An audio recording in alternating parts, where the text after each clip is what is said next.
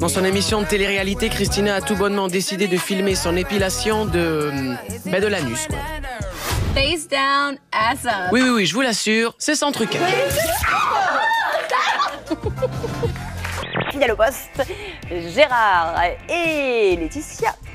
Bon, pas Gérard, mais ça va pas. Fais-lui un bisou. Non, sur la bouche. Et moi, je lui fais. À défaut de le faire à toi, je le fais à elle. T'as demain un shooting, Comment on va faire un shooting? Ben moi, je me travaille avec la girafe depuis tout à l'heure. Comment on va faire pour... J'ai trop énervé. Comme ça.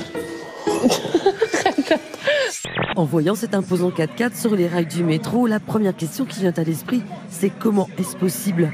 La réponse est simple. Le conducteur est passé par là. L'homme ne connaît pas Bruxelles, il fait nuit et il pleut. Il explique alors. Le GPS m'a dit de serrer à gauche, j'ai obéi. S'apercevant très vite de son erreur, le retraité panique. Il ne peut plus faire marche arrière, il décide d'avancer. S'ensuit une traversée souterraine de la capitale, de la station Albert à la gare du Midi, près de 2 km plus loin. Steph, c'est qui ce mec qui est partout dans notre maison sur les tableaux là? Tu n'as pas demandé ça, s'il te plaît, je t'en supplie. Bah si. C'est vrai que dans la maison, il y a des tableaux d'un mec. Je sais pas qui c'est, donc je demande à Steph, vu que Steph est pleine de cultivage, donc du coup, ben voilà, je veux savoir ce que c'est, qui c'est. Tu sais qui c'est qu'on dirait, lui? On dirait l'acteur américain, là, tu vois qui je veux dire? Il a la même tête, tu vois qui je veux dire?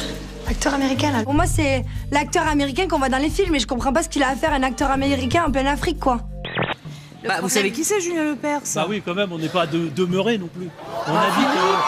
on sait bien qu'on habite dans la campagne, mais on n'est pas... Ouais, voilà, vous voyez ce que vous me faites dire. Après, ça va passer à la télé, tout ça. Ça passe à la télé, ça passe à la sûr. On rappelle quand même que le j'accuse d'Émile Zola, c'est pas lui. C'est vrai? Je l'ignorais. Mais quand vous êtes journaliste ou vous n'êtes pas journaliste? Mais on est journaliste parce qu'on ne sait pas grand-chose et qu'on veut en savoir plus, pas parce qu'on sait tout. Non. Franchement, la télé-réalité, c'est nul, parce que c'est quand même la télévision, elle est à zéro, et c'est surtout pas la réalité. Et puis par ailleurs, pas assez d'ambition. Moi, bêtement, j'ai cru que quand on allait passer de 6 chaînes à 27 chaînes, ce qui est le cas actuellement gratuite, j'ai pensé qu'il allait y avoir 27 propositions différentes. Pas du tout, c'est des recyclages de toutes les propositions ailleurs. Non, je trouve qu'elle n'est pas assez inventive, la télévision. Et donc j'ai voulu sauver ces crabes. Si l'homme stoppait demain tout prélèvement à l'égard du monde animal, il y aura un dérèglement général dans le monde. Enfin, vous vous en rendez compte? Dans votre tête, mais certainement pas pour la planète. Vous êtes sûr de ça? Oui, tout à fait. Pour la pêche? Et ce n'est pas moi qui le dis, ce sont tous les experts. Et vous le savez très bien qu'aujourd'hui... Non, je ne le sais pas. Eh ben, je vous l'explique. Je ne sais pas qu'il fallait arrêter d'embêter les abeilles. Non, mais le miel, arrêter de pêcher. Oui, arrêter d'écraser les fourmis. Vous savez la paix au cafard. Mais c'est un poisson-lune. D'accord. Alors, les images datent de 2013, mais elles ont été remises en ligne il y a quelques jours. Et ça a refait le buzz. Ça a refait le buzz, voilà. Oui, mais il y a de quoi, non? C'est vraiment captivant. Et il a l'air assez à l'aise avec les humains. Ouais. C'est sa bouche, ça, ou c'est... Parce que la pêche industrielle est en train de dévaster toutes les mers et qu'il faut foutre la paix aux océans pendant au moins 50 ans pour laisser aux poissons la possibilité de se reproduire. Sûrement la pêche industrielle, vous savez, l'homme... elle est excessive, mais stopper toute forme de pêche, c'est absurde. Pourquoi? Parce qu'il y a un renouvellement naturel dans le monde.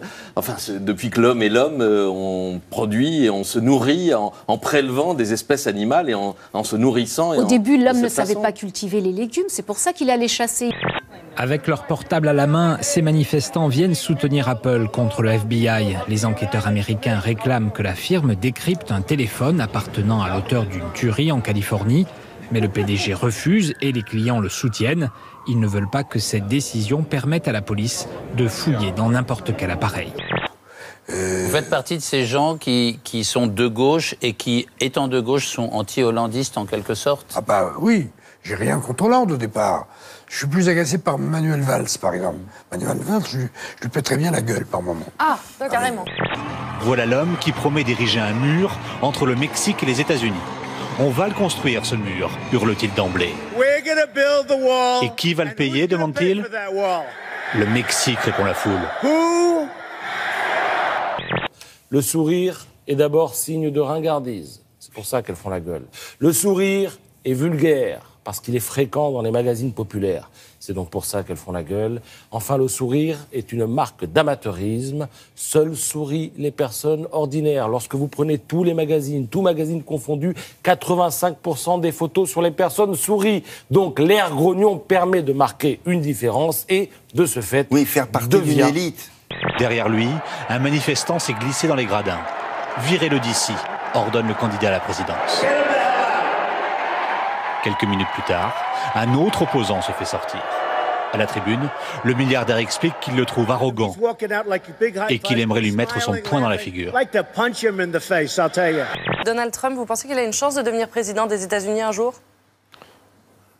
J'ai une chance de me suicider si ça Il veut garder le moral. Non, mais avant de vous suicider, vous lui pèteriez la gueule ou pas, Donald Trump? Ah oui, volontiers. Ouais. Et je lui tirerais les cheveux. Oui, vous êtes un peu violent en ce moment. Quand elle enfile son kimono et lance à son partenaire un regard noir, Annette devient redoutable et mieux vaut ne pas s'y frotter. C'est ça. Dimanche dernier, elle est devenue ceinture noire 2e dan de karaté. Une performance dont peu de pratiquants peuvent se vanter, surtout à 77 ans.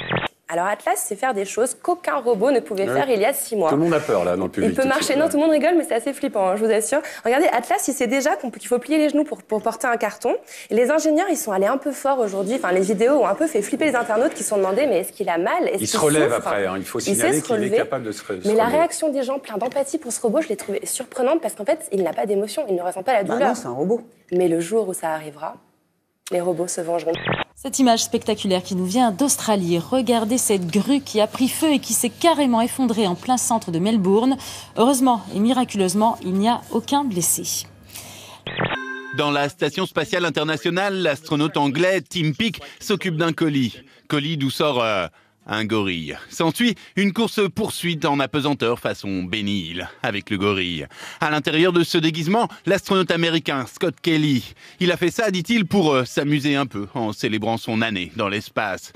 Ça fait en effet 1 an qu'il est là-haut et visiblement, il est grand temps pour lui de rentrer.